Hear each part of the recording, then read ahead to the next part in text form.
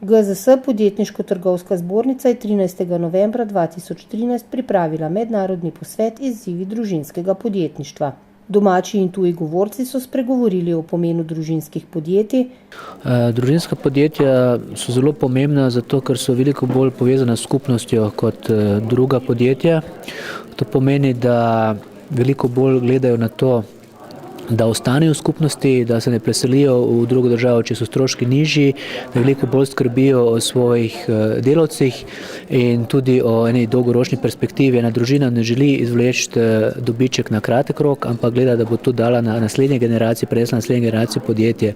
Zato so družinska podjetja važna kot en faktor, kateri pač drži evropsko gospodarstvo zelo, zelo trdno in ga tudi drži na dolgi rok. Kako pa Evropska unija podpira in spodbuja družinsko podjetništvo v državah članicah? Družinska podjetja so v največjem deležu mala in srednja podjetja. Tako da je za nas prvi in osnovni cilj, da vključimo družinska podjetja v vse tiste programe za mala in srednja podjetja, katere imamo, da družinska podjetja čim bolj in čim več izkoristijo naše programe. Žal tu lahko naredimo še več in že to bi bil velik korak naprej, če bi družinska podjetja bila vključena povsod. Mi delamo na tem, da informiramo združenja in da pokažemo družinskim podjetjem, kje se lahko vključijo skozi pristop financiranju, svetovanje, povezovanje. Tudi imamo naprimer misije za rast, kjer naš komisar gre v druge države izven Evropske unije, na katere povabimo tudi družinska podjetja, da se odpirajo novi trgi za njih.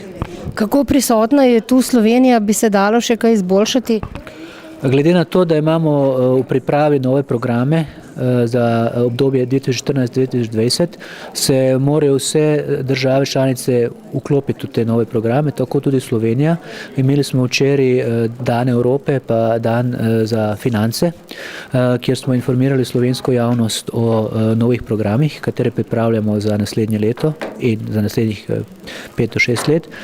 Tako da je program kar pester, ponudba je široka in upamo, da bodo informacije o tem prispele do zadnjega podjetja v Sloveniji in da se bodo tudi potem podjetja potegovala za sredstva in druge oblike pomoči. Skušali odgovoriti na vprašanje o tem, kako vzpostaviti v družinskih podjetjih prehod znanja na naslednjo generacijo in na okrogli mizi razpravljali o možnostih podpore države podjetniškemu sektorju.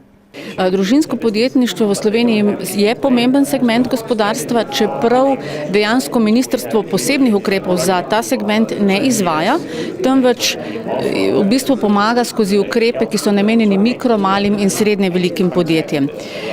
Imamo precej uspešnih tudi družinskih podjetij v Sloveniji, precej gazel. Ministrstvo je opravilo analizo med približno 3000 podjetij, v okviru katerih so tudi ta družinska podjetja, in ugotovilo, da je glavni problem, s katerimi se podjetja soočajo, dejansko finance, dostop do financ, in zato nekako je prioriteta vlade so 3 sistemski ukrepi. Septembra smo oblikovali tako imenovani posojilni sklad skupaj s SID banko, v okviru katerega je podjetjem na voljo 500 milijonov evrov sredstev, tako za financiranje obratnega kapitala, naložb kot za poslovanja. Drugi pomemben sistemski ukrep je sprememba kapitalske strukture, prestrukturiranje podjetij, ki so, bom rekla, prešibka, kar se tiče kapitala. To pomeni bodisi v obliki dokapitalizacije oziroma iskanje strateških partnerstev, to pride v poštev seveda za vsa podjetja. In pa tudi tretji sistemski ukrep je tako imenovana davčna olajšava za tista podjetja, ki dvigujejo dodano vrednost. Na posvetu so bili predstavljeni tudi primeri dobrih praks iz Velike Britanije.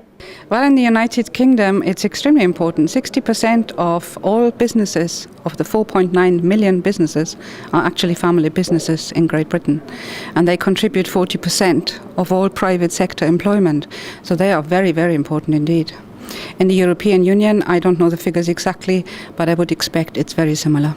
The British government, I do know, has various schemes to make access to finance more available. And in fact, small family businesses are much more successful in getting finance. There is also the question of promoting entrepreneurship, because young people are supposed to take over these existing businesses. And a lot of people are in the process of retiring soon. So they are in the ages of 60, 65. They need to find successors or purchasers for their business. And it's important that the young generation is willing to take on a business and take over.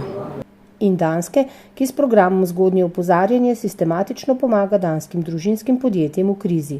Family business is very important in Danish economy because we have made an analysis showing that only 40% of businesses have made a plan to sell it to other people when they get old within the next 10 years.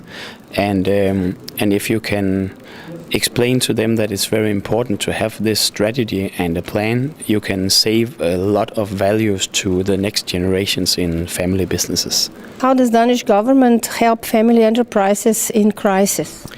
The Danish government help family enterprises through a system called early warning. And it's a system where you call this project if you have a problem in your business. And then a big team joins the business already the day after, like accountants and lawyers and bank people and things like that. And then they try to make a diagnosis of what is the problem and what should we do from now. Are you very close to bankruptcy, or is it just a problem we can solve easily? Or should we reconstruct the whole company and make it into a whole new company and go on from there? And we help 700 companies every year in that way, and it's for free, and it's supported by 125 volunteer people helping the companies as well. Do you think that this best practice could be transferred to other European countries as well? Yes, I'm totally sure it could. Of course, there is cultural differences between Sweden and Italy if we took those two countries, for example. But we have made evaluations of the project in Denmark for 6 years now. And every time we do that, it shows that the government saves money on helping companies that are going bankrupt. Because if you don't help these companies when they go bankrupt, then they will push the limits as far as they can. And in that way, they will owe so much money away when they are forced to close down the company. But if you help them in that period, you can save 1/3 of them. And the companies you have to close down anyway, you close them down earlier and in a more gentle way, and the government saves money. And at the same time, you help a lot of people, and on a personal level, they are happy for that as well.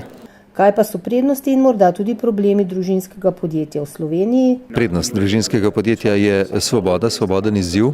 To je tisto, česar so nam ostali upravičeno lahko nevoščljivi. Vendar pa to prinese za sabo tudi ogromne obveznosti, se pravi, kompletna družina je odvisna od enega ekonomskega vira, odvisna je od racionalnega poslovanja.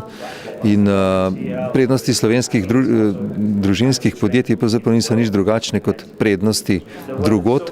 Torej, družina mogoče več sobiva, pogovarja se o istih tematikah, ki so pa žal včasih lahko tudi manj prijetne, bolj pereče. Skratka, pri nedeljskem kosilu se je zelo neprijetno pogovarjati o poslovnih problemih. Tega se v običajnih družinah ne počne, v družinskih podjetjih je pa seveda poslovna tematika ves čas na dnevnem redu in se moraš včasih kar malce umetno odklopiti in pozabiti na službo.